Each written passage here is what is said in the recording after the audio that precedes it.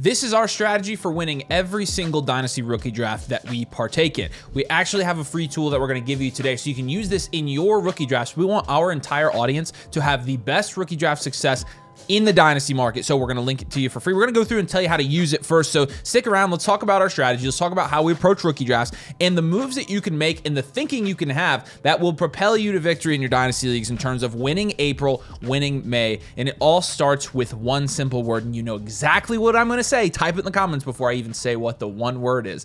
The one word that is more important than every other word in Dynasty, fantasy football, and in rookie drafts is value. Value is king.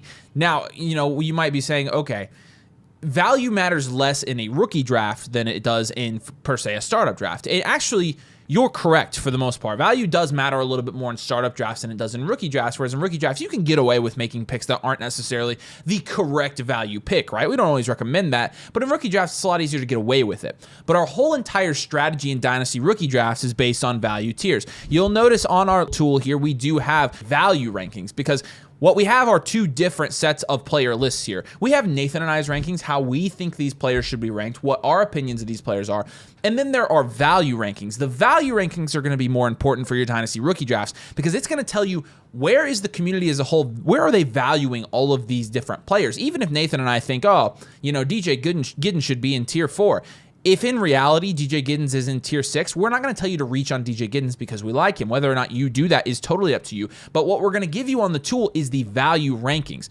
And basically, you need to look at your Dynasty rookie drafts in tiers. We talk about tiers as we go through Dynasty rookie draft season leading up to the draft. We talk about, okay, the 101 is its own tier this year. The 102, 103 might be its own tier. And then there's a tier from 104 to 106, right? And so we typically tend to look at our picks based on the players that you are going to get there, the players that are available there, and basically how they're being valued among the community. And if there are players that are being valued close enough among community members, we typically put these guys in the same tier.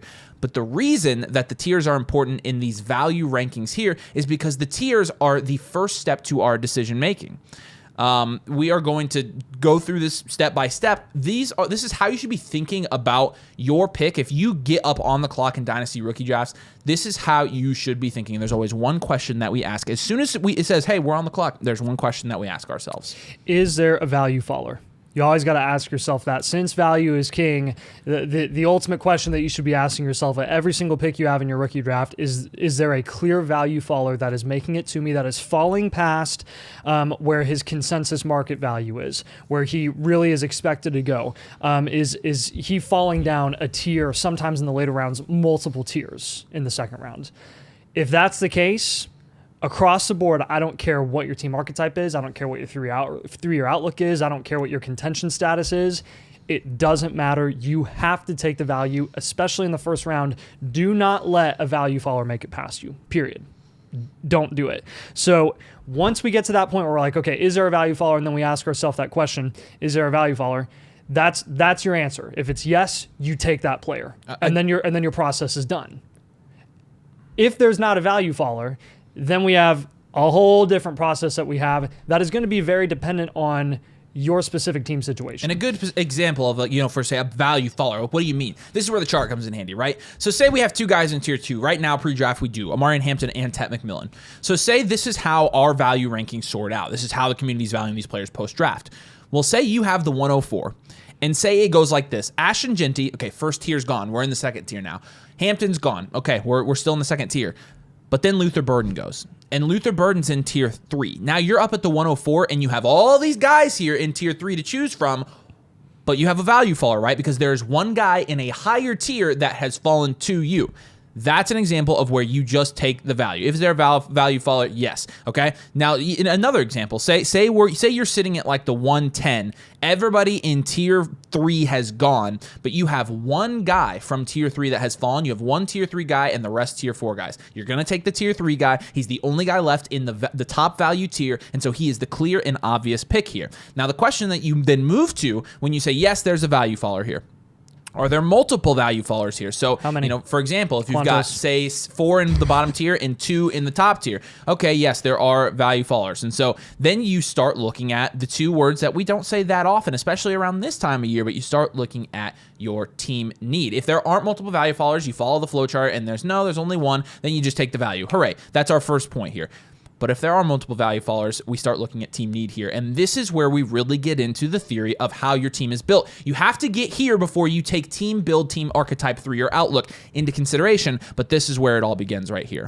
Yeah, so in the rookie draft, every single player is going to have value upside to an extent, maybe aside from the guy going at the 101 every single year, where they're so insulated already, they're so quote unquote guaranteed that they can't really go up in value much more than they were already currently being ranked. You saw this with Marvin Harrison last year, going pretty much consensus 101 right there with Caleb Williams being ranked at the 1-2 turn. Bijan Robinson the year before that. It happens every single season. Genty's, that's going to be the case for him this year.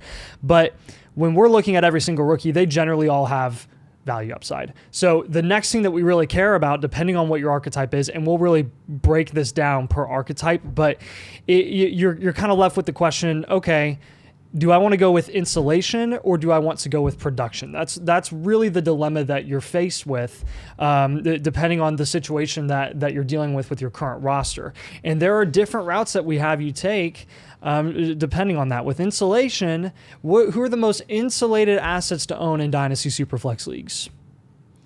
Quarterbacks and wide receivers, right? Running backs, everyone knows across the board. I don't care if you're Superflex, 1 QB, whatever settings. Running backs are by far and away the most value volatile. And by the time that selection turns into a tangible running back, they become more volatile than they were before. So if you're faced with multiple value followers where you have a running back and you have a wide receiver, where you have Travion Henderson and you have Luther Burton. Don't come back and dunk on me and say, oh, Travion Henderson ends up multiple tiers above Luther Burton. I'm talking theoreticals right now. Let's say Henderson and Luther Burton are in the same tier. They fall a tier lower than where they should be going. You're a rebuild. You probably want to go with the value insulation with the first round pick being Luther Burton, because that's going to be a more insulated long-term selection. You can go with production if you're more on the contending side. Production is going to be not necessarily not always the running backs. We've seen day 2 running backs go in the past that are playing alongside another running back. We've seen Blake Corum go day 2 in 2024, backing up Kyron Williams.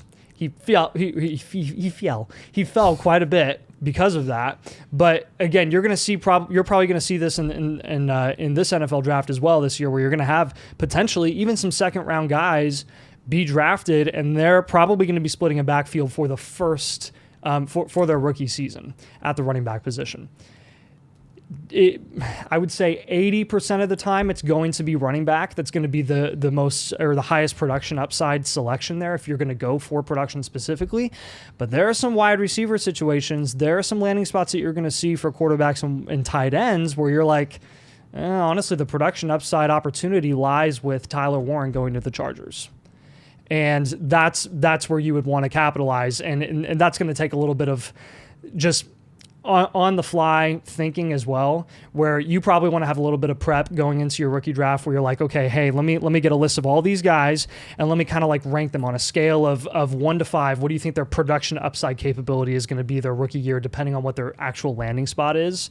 That's something that I would recommend doing there, because you're definitely, if you're going for production, you want to maximize that opportunity. And I want to clarify something here. What we're not saying at all is if you fall in the insulation draft strategy category, you're not taking running backs. Right. This year especially, it's just not going to be true. And the reason why is because running backs are going to saturate that first and second round so much this year that your value followers more often than not are going to actually be running backs. Yes. What you're going to see is you're going to see team needy dynasty teams. They're going to reach on wide receiver. They're going to reach on quarterback if they need one of those positions, and they're under the impression that they have to do that in a rookie draft in order to fill their team spots. So more often than not, you're going to see the value follower that even an insulation build is going to be taking running backs. And so we are not at all saying if you're an insulation build, only take running back. If you're production, only take running back, or only take wide receiver, quarterback. What we're saying is basically when you are given the choice with multiple guys in a tier across different positions and they're all the same value,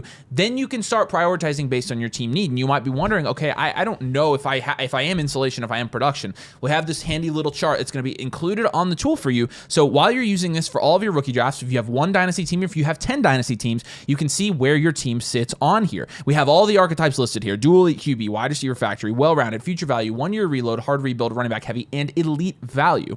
And so then we have basically, okay, which of the 3-year outlooks that goes with these team archetypes? Team archetype basically saying this is the way my roster is constructed, and then the 3-year outlook saying this is what I'm doing the next 3 years.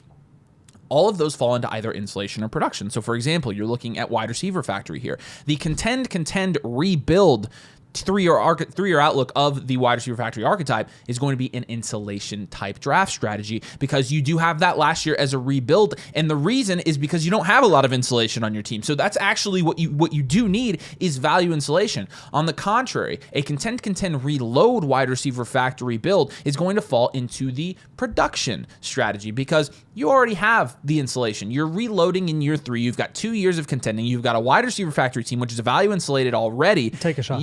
Go get your freaking running backs at that point, right? And so, we have this for every single archetype. Obviously, future value teams, 1 year reload, hard rebuild teams are always going to lean insulation, because that's what you need when you are going for those types of players. But again, it doesn't mean a hard rebuild. A 1 year reload of future value is not going to take a running back, because again, odds are the running backs are going to be the ones that fall. They're going to be the value fallers this year, because there are so many of them and so little of other positions.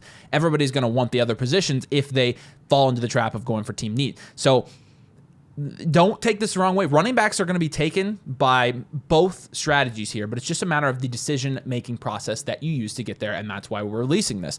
And so, again, the team archetype, the 3-year outlook, is going to be hyper important for determining what your draft strategy is. It's why we've been giving you your 3-year outlook, your team archetype, which is why we continue to do that. If you'd like to get Nathan and I's opinion on your team before the draft, there's a link in the comments. You can go there. You can get a team blueprint and our rookie draft blueprint. You get one for free with the annual Motherflocker tier, which also comes with our rookie draft toolkit. All the tools on the site, our exclusive Discord with our on the clock channel, so that when you're on the clock in your rookie drafts, you can jump in there and say, hey, who is the value follower here? Or, hey, who should I take? This is my team. Nathan and I are going to be on the clock literally for 4 or 5 days straight after the draft to make sure you guys get all your questions answered. But we'd love to take a look at your team, get your rookie draft blueprint, get your team blueprint, so that you are ready for your rookie drafts. And so you know where you fall on this chart, and you're going into your rookie drafts with a plan. You do not want to screw this time of year up. This is a very important time of year in Dynasty, and this is why we kind of made this decision tree, is because we found that it really helps us get through these drafts. And then obviously the other side of this flow chart here is if there's not a value faller, and I'll just let you basically talk about that. It's essentially mirroring the bottom part of the yes in terms of your decision process, or your decision making process here. Yeah, so it's going to be again pretty much the same. If you don't have a value faller, the answer is no there. Then you just immediately advance to the team need question that you have to ask yourself when you're faced with a selection here. And again, it's going to be the same thing: insulation versus production. I will say this for the 10 billionth time, because I cannot reinforce how much we need to be, because we're already going to get comments about this in the YouTube comments. I can already see it coming. Insulation does not, in a rookie draft, does not always mean that you have to take the quarterback or have to reach on the wide receiver. It's all about where they're being drafted, which one ultimately from a team investment perspective is going to be more insulated long-term and provide more even value upside. And I think that's definitely reflected in some of the hit rate data that we've provided on this tool as well, which we've touched on in previous videos, but I kind of want to circle back and just reinforce what's so important about this. Like I was saying about rebuilds sometimes taking running backs in the rookie draft, there are times, there are significant ranges where we are constantly telling rebuilds to just take shots on running backs, because it's only worth taking shots on running backs at that point, as opposed to wide receivers whose hit rates are half of what running backs are in that range. So you're looking at second round wide receiver startable rate. A startable wide receiver that you draft in the second round of your Dynasty rookie draft is going to be an instant value win. 45% of the wide receivers that you're drafting in that range end up being startable, which is going to be a value win. When you're looking at running backs in that range, it's only 30%. That's a stark difference. So if you're a rebuild and you've got a second round pick, always going to be dependent on the class as well, but more often than not, we're probably going to recommend, hey, based on what this guy's draft capital is here at the wide receiver position versus the running back going in that range, we probably just want to go wide receiver, because you have a 15% higher chance that he's going to be startable, value win. Third round, basically flip it the other way around. 20% startable rate for wide receivers. Elite rate, cornerstone rate, incredibly low. You've got double the cornerstone rate for running backs in the third round. Basically, moral of the story, as a rebuild, take shots on day 3 running backs in the third and fourth round of your Dynasty rookie drafts. rounds. It's so much more valuable than taking a shot on a third-round wide receiver like a Jermaine Burton, which we learned the hard lesson last year. You always want to take a shot on that wide receiver. I've touched on this in the past. We were right about Puka Nacua. We got lucky about Puka Nacua, and if we were to go back and do it again, we wouldn't have drafted Puka Nacua because it was so unlikely that was actually going to come to fruition. We would have taken shots on running backs in that range instead. And that's, I think, so important to nail down with these late round selections as well.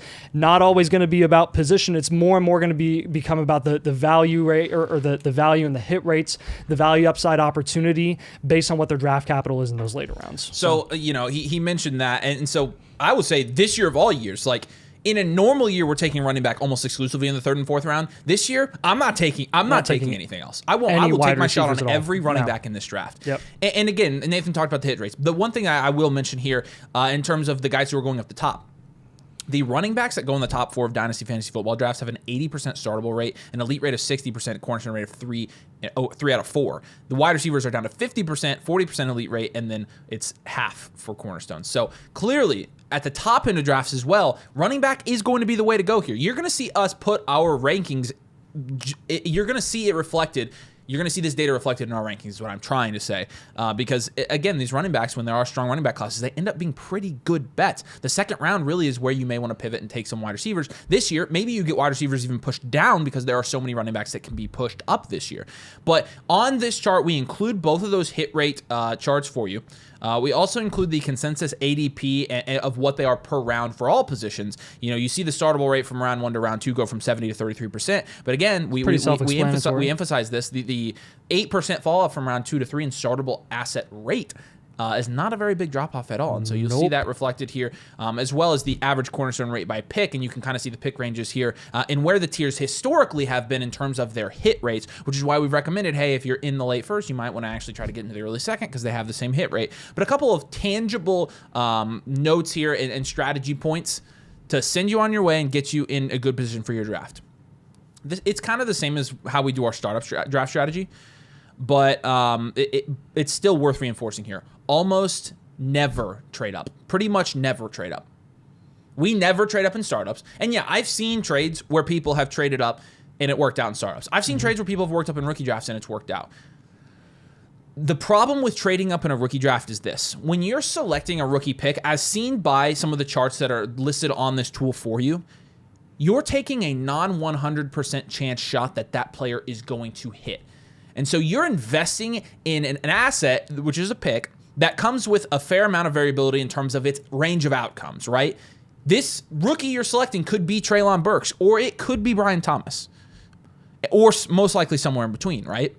The problem is when you're trading up for picks, number one, you're coming from a non-leverage standpoint. Leverage is key for being an elite dynasty player, for building elite dynasty teams, and for trading the right way. Leverage is almost everything for that. That's why we love down tiering so much. It's why we never try to up tier. Because as soon as you try to go up tier for a player, as soon as you reach out, I want this player. Whoever is selling you that player has the upper hand. They have the leverage in the deal, and they can afford, if you're really acting on emotion, to rip you off in that deal. It's the same thing with rookie picks, guys. When you're looking at trading up in a draft, obviously if there's a value follower and you can trade up super cheap, sure. I'm not saying there's never a scenario where you should trade up. Sometimes you can do it cheap. Sometimes you have to do it. Sometimes it's worth doing it depending on who falls. And so, know your league economy, and know your own dynasty skills. You guys are as good at this as we are, or maybe in most cases even better. But I will say this. When you are trading back in a rookie draft rather than trading up in a rookie draft, you have the leverage. Because what's going to happen is you're going to get on the clock in your rookie drafts and somebody is going to try to trade up to your pick. And as soon as that happens, they're the ones that want something. You don't need to trade back. You can stick and pick. You could trade it to somebody else. You could trade it for a proven productive veteran, or you could trade it to them and move back. But they're going to have to pay up. And so when you are on the clock making deals as well, another thing to remember is do not take underpays. Don't be afraid to just make the pick. On any type of team, a rebuild, a reload, even a contending team, don't be afraid to just sit there and make your pick if you're not going to get what the market value is. I mean, we can see already, but as we're going in these drafts, where these players about where they're falling from a market value standpoint as soon as they're drafted. We're going to know as soon as Ted McMillan's drafted where the dynasty community values him in relation to A.J. Brown, JSN, right? Lyle McConkey, guys like that. So when you're on the clock at the 104 and you know Tet McMillan's there, you should be getting something value equivalent, and really you should be getting overpays for your picks. Because again, we talked about this, we did a whole video about this. For an entire 2-month period, everybody's focused on these rookies and the rookie picks. Take advantage of it. Do not undersell. Do not try to trade up. Put yourself in positive leverage situations, and you will only stack small value wins. And as you stack more of those, you're going to see the overall portfolio of your dynasty team grow to the point where you're going to start realizing, hey, look, I have a lot more value than everybody else in this league. And you're going to get in season and be like, I'll just send this asset, this asset, this asset, and go get these three players. And before you know it, those 3 players you traded for, because you stacked all those small value wins, they win you a dynasty championship and you win money. That is a perfect example of how what you do now in these rookie drafts in April and in May will directly impact what happens in the season. The value wins you take now can be used in season to acquire league-winning players to win your Dynasty Fantasy Football Championships. Do not take this lightly. This is a very key strategy point in Dynasty, is making sure that you are nailing these rookie drafts. And so we're going to give you this tool. We're going to give it to you for free. It's going to be over on the Discord. So I'll link down in the description and down in the comments a place you can click on it and scroll down and get to our Discord. You join. You don't have to be a member. You don't have to pay anything. It's going to be completely free. And basically, once we have our value rankings, which will be right after the draft, we'll get this finalized and we will send it to all of you guys completely free, as well as those of you who are already on the site. But again, you can go to the Discord. You can find the sign up for it, and we will send it all to you completely free, making sure, again, we want to make sure you're killing your drafts. And this is the time to do it. And I hope I just proved to you, this could win you a Dynasty League. And it is also the most fun time to play Dynasty, probably is right now. So It's the most wonderful time. It's the most one. Make sure you drop a like. Make sure you are subscribed if you play Dynasty as well. We're trying to hit 25K. I think we're going to get close. So if you subscribe, it really helps us. And again, we can look at your team. We can give you specific strategy points for your rookie draft. We have, somewhat limited space before the draft, so make sure you get in if you're interested. And then obviously after the draft, we're all yours. Anything you guys need, you just let us know. But flockfantasy.com/domain to get access to us, to get access to all of our tools, get access to a team review personalized for your team and done by Nathan and I. But we appreciate you guys. Thanks for watching, and we'll see you later.